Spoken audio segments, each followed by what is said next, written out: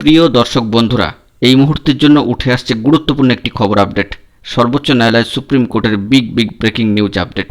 শেষ হয়েও যেন হচ্ছে না, একে অপরের যেন পিছু ছাড়তে চাইছে না বিএড ভার্সেস ডিএলএড মামলা। ফের পুনরায় বিএডদের তরফ থেকে নয়া এসএলপি দাখিল করা হলো। অত্যন্ত গুরুত্বপূর্ণ খবর, মারাত্মক গ্রাউন্ড কিন্তু এবার। বিস্তারিত এই ভিডিওর মধ্যে থাকছে, অবশ্যই গুরুত্বপূর্ণ ভিডিওটিকে তাই শেষ পর্যন্ত দেখে নেবেন এবং চ্যানেলটিকে যারা সাবস্ক্রাইব করেননি অবশ্যই সাবস্ক্রাইব করে সঙ্গে থাকবেন। বন্ধুরা, আজকের দিনে দাঁড়িয়ে আবারও কিন্তু গুরুত্বপূর্ণ খবর আপডেট। বিএড ভার্সেস ডিএলএড মামলার যে জাজমেন্ট তা আমরা ইতিমধ্যে জেনে গিয়েছি এবং কিছুদিন আগেই দেখেছি বিএডদের তরফ থেকে একটি ক্লারিফিকেশন মামলা কার্যত ডিসপোজড হয়ে গিয়েছিল। কিন্তু ফের পুনরায় বিএডদের তরফ থেকে আবারও নয়া এসএলপি দাখিল করা হলো।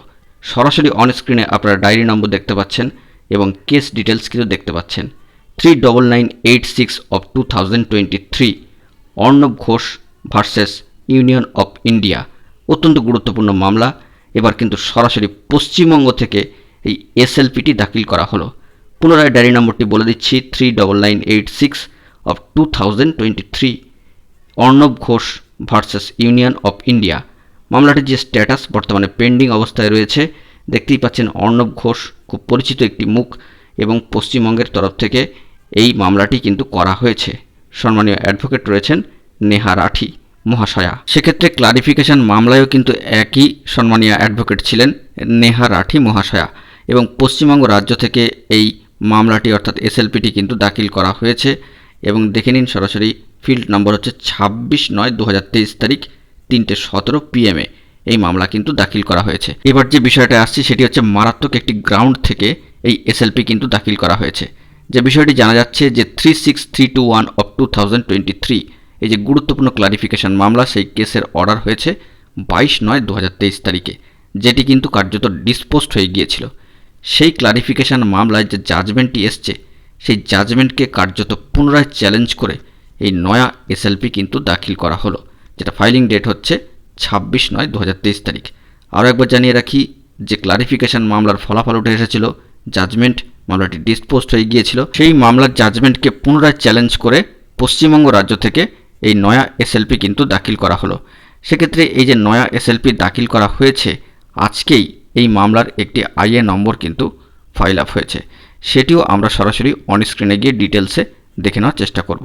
দেখুন বন্ধুরা, সেই মামলার ক্ষেত্রে আজকেই অর্থাৎ 27/9/2023 তারিখে 10:26 একটি আইএ নাম্বার কিন্তু অর্থাৎ রেজিস্ট্রেশন নাম্বার और आईए নাম্বার কিন্তু ফাইল আপ হয়ে গিয়েছে 199495 of 2023।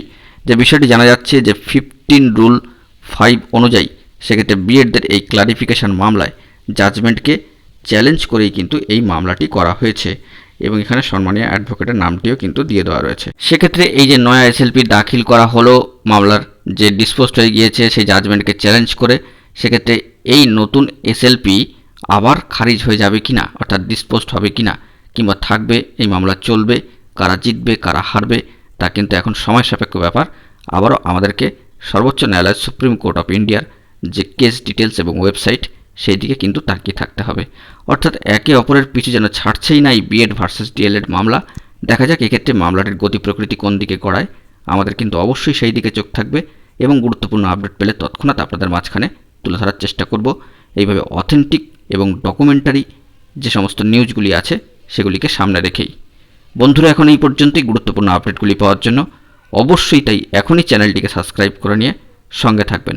আপনারা চ্যানেলটিকে সাবস্ক্রাইব করলে, ওয়াচ করলে, লাইক শেয়ার করলে আমাদের ভিডিও দিতেও কিন্তু মোটিভেশন পাওয়া যায়। অবশ্যই সঙ্গে থাকবেন, চ্যানেলটিকে সাবস্ক্রাইব করে সঙ্গে থাকবেন। ধন্যবাদ।